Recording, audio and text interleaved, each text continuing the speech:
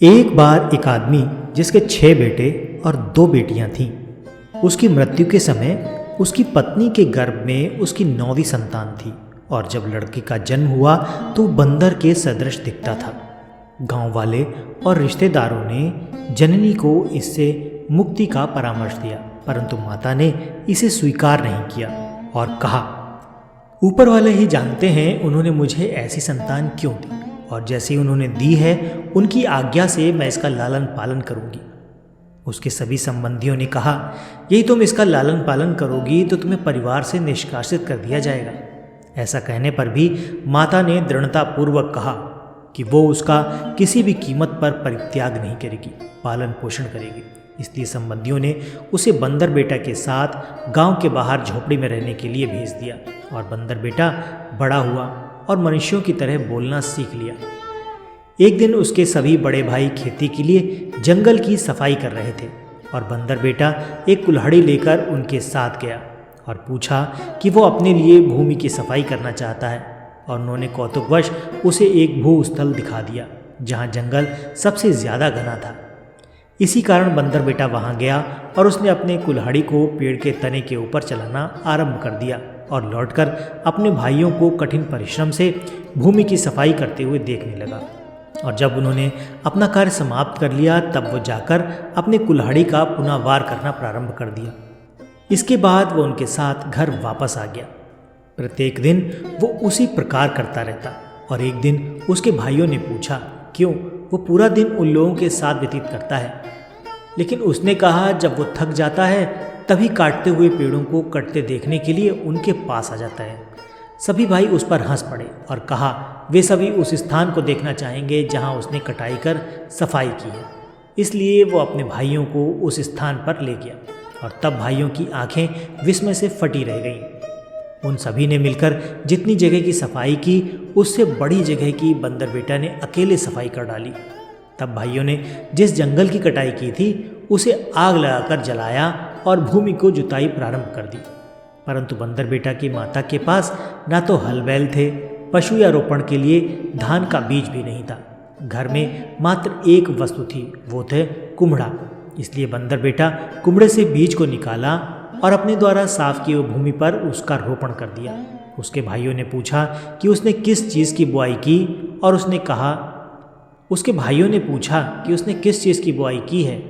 उसने कहा चावल की। भाइयों ने जुताई और बुनाई कर नित्य जाकर अपने बढ़ते हुए पैदावार को देखते थे। और एक दिन वे सभी बंदर बेटा की उपज को देखने गए। उन्होंने देखा कि ये तो चावल नहीं कुम्हड़ा है और वे सभी उस पर हंस पड़े।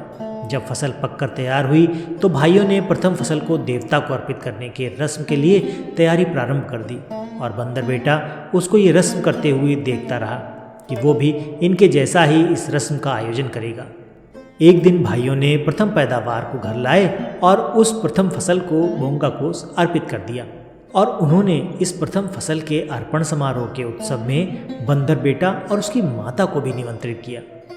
वे दोनों वहां गए और इस समारोह का पर्याप्त आनंद उठाया।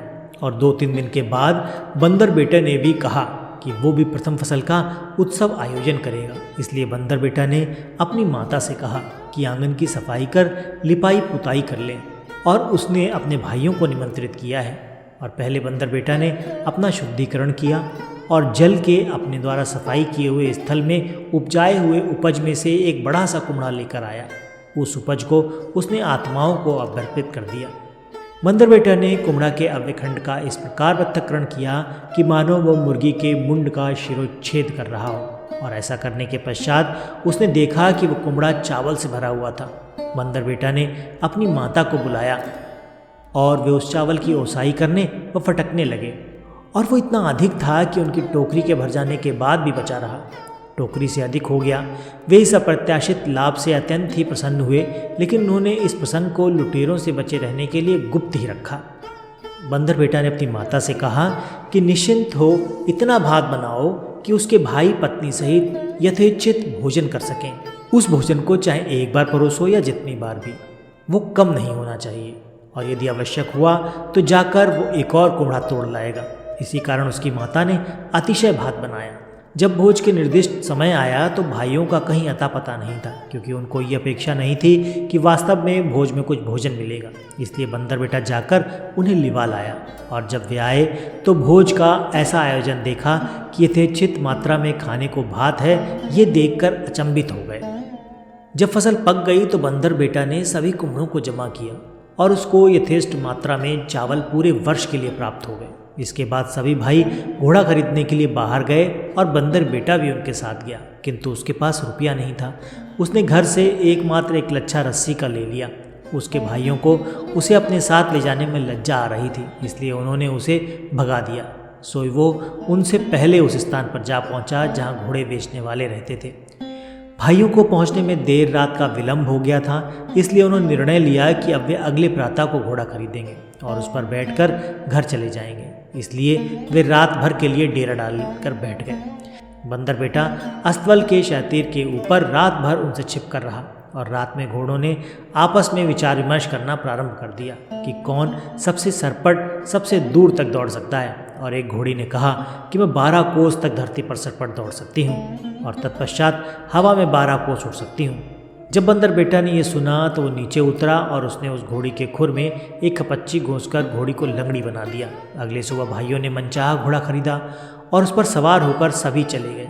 तब बंदर बेटा घोड़े के व्यापारी के पास गया और व्यापारी से पूछा वो घोड़ी लंगड़ी क्यों है। तो उसने व्यापारी को परामर्श दिया कि वो उसका उपचार करे, किंतु व्यवसायी ने कहा कि ये निरर्थक है। जब घोड़े अस्वस्थ हो जाते हैं तब उनकी निश्चित मृत्यु हो जाती है। तब बंदर बेटा ने पूछा यदि वो उस घोड़ी को उसे बेच दे तो उसके बदले में वो उसको एक लच्छी रस्सी देगा। सौदागर ये सोचकर सहमत हो गया कि ये जानवर तो अनुपयोगी है, उसे घोड़ी बेच दी, और बंदर बेटा उसे ले जाकर आगे चल पड़ा। लेकिन जब वो बाहर जाकर उसकी नज़रों से दूर चला गया तो उसने खुर में से खपच्ची निकाल दी और घोड़ी का लंगड़ापन खत्म हो गया। तब वो घोड़ी पर सवार होकर अपने भाइयों के पीछे चला गया, और जब वो लगभग उन तक पहुंचा तो वो ऊपर हवा में उड़ान भरा और उनको पार करते हुए पहले घर पहुंच गया।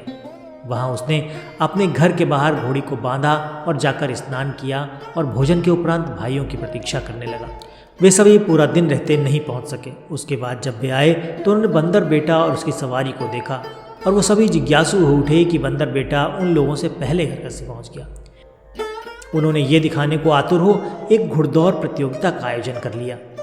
2-3 दिन के बाद घुड़दौड़ प्रतियोगिता का आयोजन हुआ और बंदर बेटा की घोड़ी सहजतापूर्वक दूसरे घोड़े को पीछे छोड़ते हुए सरपट दौड़कर 12 कोस जमीन पर और 12 कोस हवा में उड़कर पार कर लिया। तब वे सभी अपने घोड़े से उसे बदलना चाहे, लेकिन उसने ये कहकर मना कर दिया कि पहले उन्होंने अपने घोड़े का चुनाव किया है, इसलिए अब वो कोई बदलाव करने नहीं जा रहा। 2-3 वर्षों के पश्चात बेटा धनवान हो गया और उसने घोषणा की कि वो विवाह करना चाहता है। उसकी माँ के लिए ये घोषणा व्याकुलता का कारण बन गई। इसी कारण वो सोचने लगी कि कोई मानव पुत्री इससे शादी नहीं करना चाहेगी और कोई बंदरिया उससे बात नहीं कर पाएगी। इसलिए उसने बंदर बेटा से कहा कि वो स्वयं ही अपने लिए वधू तलाश कर ले। एक दिन वो अपने लिए पत्नी खोजने हेतु घर से बाहर एक जलाशय के पास चला गया, जहाँ कुछ कन्याएं स्नान कर रही थीं। उसने उनका सामान एवं कपड़े लेकर भागकर एक पेड़ के ऊपर जा बैठा, और जब एक लड़की ने अपना सामान और कपड़ों को गायब पाया और देखा कि सबके सामान एवं कपड़े पेड़ पर ऊपर लटक रहे हैं, तो उसने बंदर बेटा से अपनी सखियों के कपड़े उधर मंगाए और बाद में बंदर बेटा से अपने कपड़ा मांगा। तब उसने लड़की को कहा कि ये उसे तभी देगा जब उसे विवाह करना स्वीकार कर लेगी। ये बंदर तो बात कर सकता है।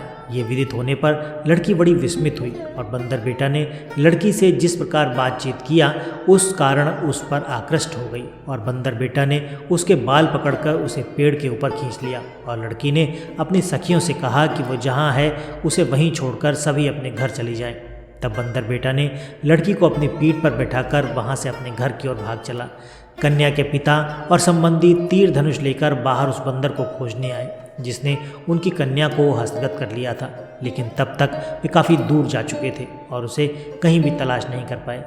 जब बंदर बेटा अपनी वधू के साथ गांव में प्रस्तुत हुआ तो सभी ग्रामीण आश्चर्यचकित हो उठे कि उसने किसी को विवाह करने हेतु खोज लिया है। सब कुछ तत्परता से प्रस्तुत किया गया कि शीघ्रतापूर्वक विवाह हो जाए, और सभी संबंधी को शादी के अवसर पर निमंत्रण दिया गया। फिर उनका वाणी ग्रहण हुआ और बंदर बेटा और उसकी पत्नी हमेशा के लिए सुखपूर्वक रहने लगे। ये कथा हमें बताती है कि मात्र रूप रंग से किसी की बुद्धि का आकलन नहीं किया जा सकता। तो दोस्तों, ये तो थी आज की कथा। कथा आपको कैसी लगी कमेंट करके ज़रूर बताइए। वीडियो पसंद आया है तो इसे लाइक करके चैनल को सब्सक्राइब ज़रूर कर दीजिएगा। आज के वीडियो में फ़िलहाल इतना ही। तो मिलते हैं अगले वीडियो में ऐसे ही किसी रोचक कहानी या फिर लोक कथा के साथ। तब तक के लिए आपका धन्यवाद।